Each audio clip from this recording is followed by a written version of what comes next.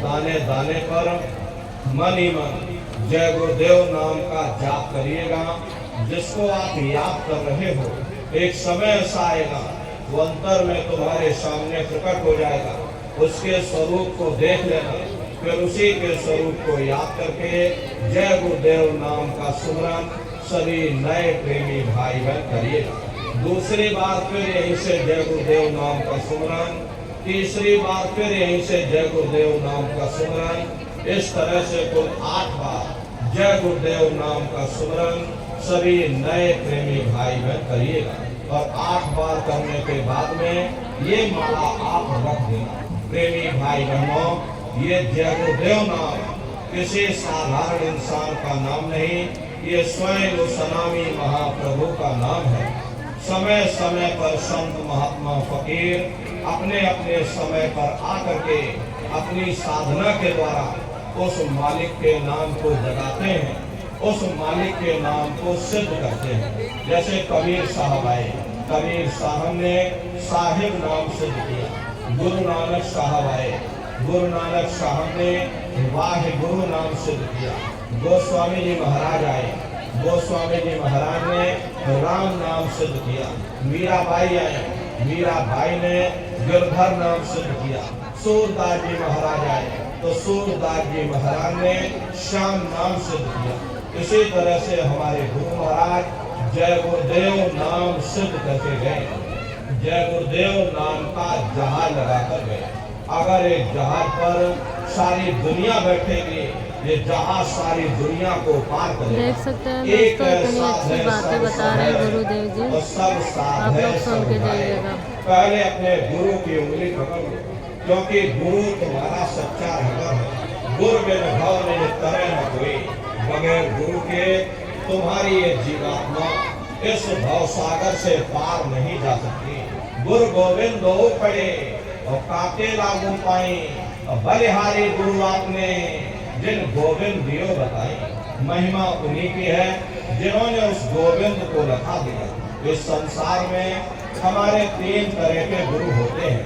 पहले गुरु हमारे माता पिता होते हैं, जो हमें जन्म देते हैं, हमारा पालन पोषण करते हैं, बचपन से हमारे अंदर संस्कार डालते हैं। ये माता पिता हमारे पहले गुरु, पहले भगवान होते हैं। दूसरे गुरु हमारे शिक्षक होते हैं, जो हमें स्कूलों में, कॉलेजों में हमें जो भौतिक ज्ञान देते हैं, ये हमारे दूसरे गुरु होते हैं। और तीसरे हमारे आध्यात्मिक गुरु होते हैं, जो हमारे जीवात्मा को इस भव सागर से पार ले जाते हैं। इसीलिए कहा गया है कि गुरुर ब्रह्मा गुरुर विष्णु गुरुर्देवो महेश्वरा गुरुर साक्षात परब्रह्म और तस्मै श्री गुरुवे नमः।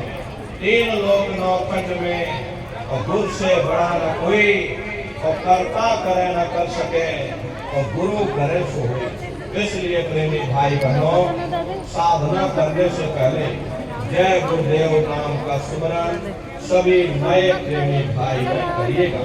और सुमरन करने के बाद में फिर आप लोग ध्यान पर बैठिएगा। दूसरा है ध्यान। ध्यान कहते हैं दृष्टि को एकाग्र करना, अपनी दिव्य दृष्टि को खोलना, अपने शिव नेत्र को खोलना, अपने तीसरे नेत्र को खोलना। तो कैसे आप लोग ध्यान करोगे, जरा अच्छी तरह से समझ लीजिए। अपने अपने घरों में पलथी मार करके आप लोग बैठिएगा। शरीर को टाइट मत करना। बहुत से प्रेमी गलती कर देते हैं कि शरीर ढीला पड़ जाए, फिर जैसे के तैसे हो जाओगे। इसलिए पहले से ही अपने शरीर को बिल्कुल ढीला छोड़ देना।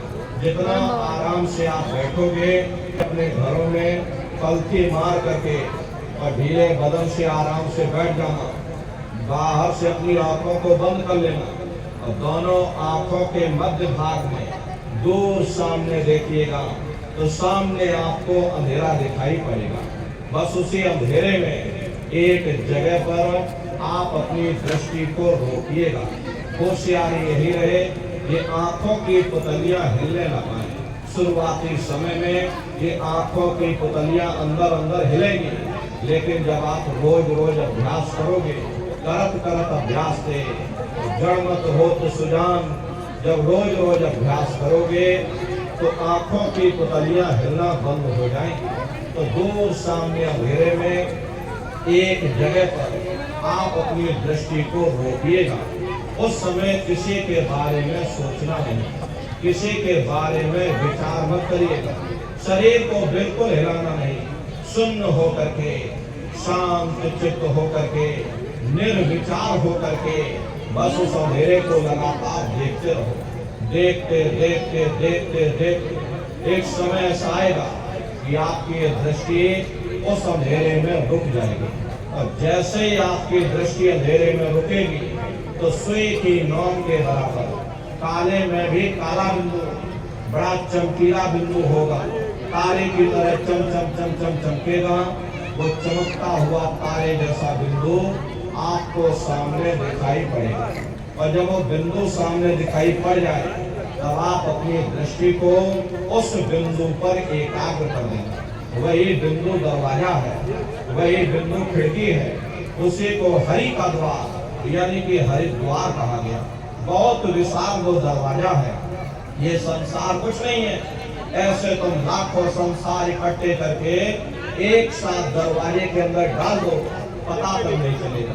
इतना विशाल वो हरि का द्वार तुम्हारे सब के अंदर बना हुआ है।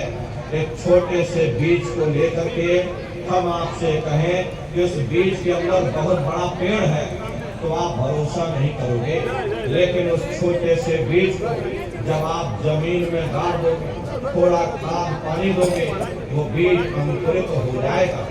उसमें से विशाल लताएं भी निकलेगी, विशाल वृक्ष का रूप भी लेगा, उसमें से फल और फूल भी निकलेंगे। इसी तरह से आप सभी के अंदर सुई की नोक के बराबर तारे की तरह चमकता हुआ बिंदु है।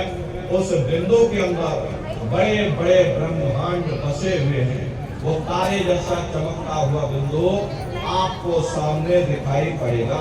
लेकिन बिंदु जब दिखाई पड़ेगा जब आपकी दृष्टि उस अंधेरे में रुक जाएगी। देखो प्रेमी भाई बहनों, सूर्य निकल रहा लेकिन सामने बादल आ गए, इसीलिए सूरज आपको दिखाई नहीं दे रहा। ठीक उसी प्रकार से ये कर्मों के बादल अंधकार बन करके हमारी आंखों के सामने खड़े हो गए। लेकिन प्रेमी भाई बहनों, वो दरवाजा सामने है, बीच में वो अंधकार बादल है। जब आप अपनी दृष्टि को उस अंधेरे में रोक करके रखोगे, दोनों तेरे तार मिलाओ और तब देखो गुलजारा है। दोनों आंखों की पुतलियों को एक जगह अंधेरे में केंद्रित कर दोगे तो उसी अंधेरे में सुराख हो जाएगा और वो चमकता हुआ दरवाजा आपको सामने दिखाई पड़ जाए। और जब वो दरवाजा सामने दिखाई पड़ जाए तब आप अपनी दृष्टि को उस बिंदु पर एकाग्र कर देंगे। जब आप अपनी दृष्टि उस बिंदु पर एकाग्र कर दोगे तो वही बिंदु दरवाजा है, तो दरवाजा खुल जाएगा, ये शिव नेत्र खुल जाएगा, ये दिव्य दृष्टि आपकी खुल जाएगी और आप दरवाजे के अंदर दाखिल हो जाओगे। एक बार प्रेमी भाई बहनों, ये दिव्य दृष्टि खुल जाए फिर क्या भूत, क्या भविष्य, क्या वर्तमान, कोई भेद आपसे गुप्त नहीं रहेगा। लाखों वर्ष पहले क्या हुआ था, भविष्य में क्या होने वाला है, अरे आप अपने अपने घरों में बैठ करके और ध्यान लगा करके भूत, भविष्य और वर्तमान को देख सकते हो। तो ये बाहर से अपनी आंखों को बंद कर लेना, दोनों आंखों के बीचों बीच में दूर सामने देखिएगा, सामने आपको अंधेरा दिखाई देगा। बस उसी अंधेरे में एक जगह पर आप अपनी दृष्टि को रोकिएगा। होशियारी यही रहे कि आंखों की पुतलियां हिलने न पाए। शुरुआती समय में ये आंखों की पुतलियां हिलेंगी, लेकिन जब आप उस अंधेरे को लगातार देखते रहोगे तो आंखों की पुतलियां धीरे धीरे हिलना बंद हो जाएंगी। उस समय किसी के बारे में सोचना नहीं, किसी के बारे में विचार मत करिएगा। शरीर को बिल्कुल हिलाना नहीं, शून्य होकर के, शांत चित्त होकर के, निर्विचार होकर के बस आप उस अंधेरे को लगातार देखते रहे। देखते देखते देखते देखते एक समय ऐसा आएगा कि आपकी दृष्टि उस अंधेरे में रुक जाएगी। और जैसे ही आपकी दृष्टि अंधेरे में रुकेगी तो तारे की तरह चमकता हुआ बिंदु आपको सामने दिखाई पड़ेगा।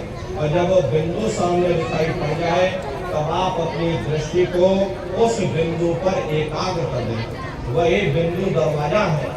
जब आप अपनी दृष्टि उस बिंदु पर एकाग्र कर दोगे तो बिंदु फट जाएगा, वो दरवाजा खुल जाएगा, ये शिव नेत्र खुल जाएगा, ये दिव्य दृष्टि आपकी खुल जाएगी और आप दरवाजे के अंदर दाखिल हो जाओगे।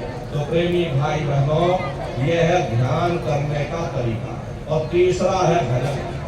गाने बजाने का नाम भजन नहीं है कि नाच गाना ढोल मजीरा हारमोनियम तबला सारंगी उछल कूद, अरे इसका नाम भजन नहीं है। भजन कहते हो शब्द को सुनना, उस नाम को सुनना, उस देववाणी आकाशवाणी को सुनना जो 24 घंटे तुम्हारे सबके अंदर गूंज रही है। तो कैसे भजन करोगे? जब अपनी श्रद्धा से बैठिएगा, कुर्सी पर चाहे कुर्सी पर बैठ जाओ, सोफे पर चाहे सोफे पर बैठ जाना, या कोई तकिया इस तरह से रख लो, दोनों कोहनी यहाँ रख करके दोनों उंगली कानों में डाल करके ये कानों को बंद कर लो। बहुत सी हमारी माताएं बहनें हैं, बूढ़े बुजुर्ग हैं, अरे भाई आपके घुटनों में दर्द होता होगा, या रीढ़ की हड्डी में दर्द होता होगा और आप बैठ करके भजन नहीं कर पाते हो, तो आप लेट करके भजन करिए। ऐसे सीधे लेट जाना, लेटे लेटे आंख और कान को बंद कर लेना। मतलब तो आंख और कान को बंद करना है, चाहे आप लेट करके करो या चाहे आप बैठ करके करो। यही कहा गया है कि आंख कान मुख बंद कराओ, अनहद झिंगा शब्द सुनाओ।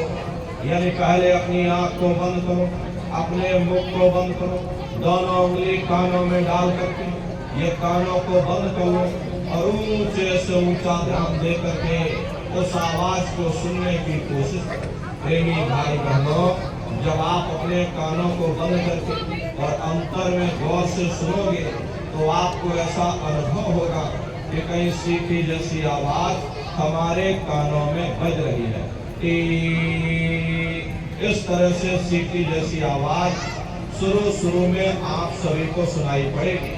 शाम को अपने अपने घरों में जाकर बैठिएगा, ये कानों को जरा बंद कर लेना और गौर से अंतर में सुनिएगा तो सीटी जैसी आवाज आप सभी को सुनाई पड़ेगी।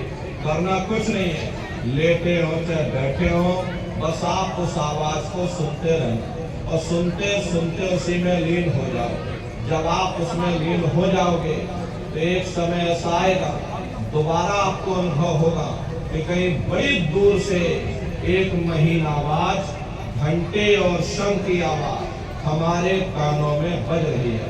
जैसे मंदिरों में घंटियां बजती हैं, टन टन टन टन, तो बाहर तो आपने नकल किया। महात्माओं ने कहा था ये शरीर तुम्हारा सच्चा हरि मंदिर है। इसी हरि मंदिर के अंदर 24 घंटे वो घंटे और शंख की आवाज गूंज रही है। उसी घंटे शंख की आवाज को महात्माओं ने शब्द कहा।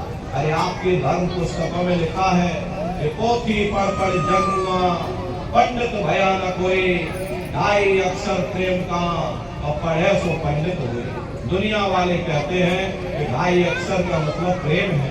अरे प्रेम नहीं है, प्रेम में तो मात्रा लगी हुई। यहाँ पर जिस 2.5 अक्षर का वर्णन उन महात्माओं ने किया है वो है शब्द सा आधा भा और भा। उसी शब्द को महात्माओं ने नाम कहा। कल युग जोग न जग न ज्ञाना, एक आधार नाम गुण गाना। कलयुग में न योग है, न यज्ञ है, न ये ज्ञान है। तो कलयुग में क्या है? कलयुग में केवल नाम ही धारा, सुमेर सुमेर नर उतर ही पारा। कलयुग में केवल नाम का आधार है। तो उसी घंटे शंख की आवाज को महात्माओं ने शब्द या नाम कहा। उसी घंटे शंख की आवाज को ईसा मसीह साहब ने वर्ड या लागस कहकर याद किया। उसी घंटे शंख की आवाज को गुरु नानक साहब ने अनहद वाणी कहकर याद किया। चीन में जो महात्मा हुए उन्होंने इसको ताओ कहकर याद किया। मुसलमान फकीरों ने इसे कलमा कहकर याद किया। हिंदू महात्माओं ने इसे देववाणी आकाशवाणी कहकर याद किया।